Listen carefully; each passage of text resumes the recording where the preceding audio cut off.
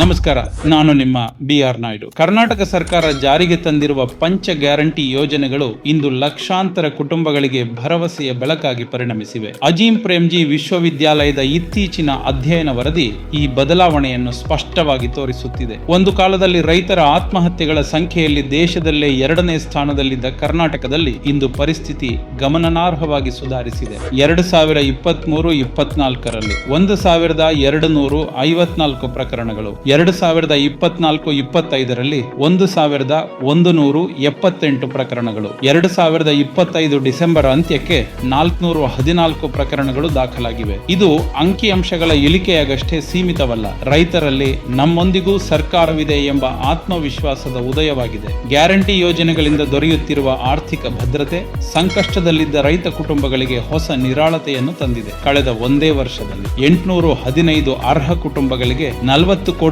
ರೂಪಾಯಿಗಿಂತ ಹೆಚ್ಚು ಪರಿಹಾರ ವಿತರಿಸಲಾಗಿದೆ. ಈ ಬದಲಾವಣೆ ರೈತರಿಗಷ್ಟೇ ಸೀಮಿತವಲ್ಲ, ಮಹಿಳಾ ಸಬಲೀಕರಣದಲ್ಲೂ ಕ್ರಾಂತಿ ನಡೆದಿದೆ. ಗೃಹಲಕ್ಷ್ಮಿ ಯೋಜನೆ 80% ಮಹಿಳೆಯರು ಇಂದು ನಾವು ಆರ್ಥಿಕವಾಗಿ ಸ್ವತಂತ್ರರು ಎಂದು ಹೆಮ್ಮೆಯಿಂದ ಹೇಳುತ್ತಾರೆ. ಉಪಯುಕ್ತವಾದ ಒಂದು ಯೋಜನೆ ಅನ್ಸುತ್ತಾ. ನಮ್ಮ ಹಳ್ಳಿಯೆಲ್ಲ ಹೆಣ್ಮಕ್ಳಿಗೆ ತುಂಬ ಉಪಯುಕ್ತವಾದ್ದು. ಇದನ್ನ ತುಂಬ ಹೃದಯದಿಂದ ನಾವು ವೆಲ್ಕಮ್ ಮಾಡ್ತೀವಿ. ನಮ್ಮ ಎಲ್ಲ ಮಹಿಳೆಯರಿಗೂ ಸಹ ಖುಷಿ ಆಗ್ತಿದೆ. ನಮ್ಮ ಹಳ್ಳಿಗಳನ್ನ ಮಹಿಳೆಯರಿಗಂತೂ ತುಂಬ ಖುಷಿ ಆಗ್ತಿದೆ. ಇದು ಉಪಯುಕ್ತವಾದ್ದು.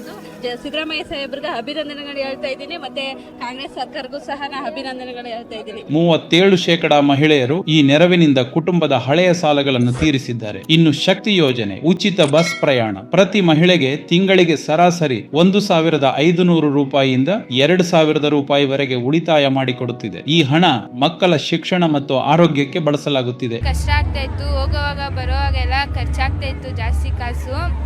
ಇವಾಗ ಸ್ವಲ್ಪ ಫ್ರೀ ಕೊಟ್ಟಿದ್ದಾರೆ. ಅದಿಲ್ದಿರ ಸಿದ್ದರಾಮಯ್ಯನ ಇವತ್ತೇ ಫಸ್ಟ್ ಟೈಮ್ ನೋಡ್ತಾ ಇದ್ದೀವಿ, ಯಾವತ್ತೂ ನೋಡಿಲ್ಲ. ಅವ್ರು ನಮ್ಮ ಜೊತೆ ಬರ್ತಾ ಇದ್ದಾರೆ ಅಂದ್ಬಿಟ್ಟು ತುಂಬ ಖುಷಿ ಆಗ್ತಿದೆ. ಬೆಂಗಳೂರಿನಂತಹ ನಗರಗಳಲ್ಲಿ 34% ಮಹಿಳೆಯರಿಗೆ ಈ ಯೋಜನೆ ದೂರದ ಪ್ರದೇಶಗಳಿಗೆ ತೆರಳಿ ಉತ್ತಮ ಉದ್ಯೋಗ ಅವಕಾಶಗಳನ್ನು ಹುಡುಕುವ ದಾರಿಯನ್ನು ತೆರೆದಿದೆ. ಗ್ಯಾರಂಟಿ ಯೋಜನೆಗಳು ಐಷಾರಾಮಿ ಬದುಕನ್ನು ನೀಡದೇ ಇರಬಹುದು, ಆದರೆ ಸಾಮಾನ್ಯ ಜನರಿಗೆ ಗೌರವಯುತ, ಭದ್ರ ಮತ್ತು ನೆಮ್ಮದಿಯ ಬದುಕಿಗೆ ಗಟ್ಟಿ ಬೆನ್ನೆಲುಬು ನೀಡಿವೆ. ಜನಪರ ಈ ಯೋಜನೆಗಳ ಮೂಲಕ ಕರ್ನಾಟಕದಲ್ಲಿ ನಿಜವಾದ ಬದಲಾವಣೆ ಪರ್ವ ಆರಂಭವಾಗಿದೆ. ಜೈ ಹಿಂದ್, ಜೈ ಕರ್ನಾಟಕ.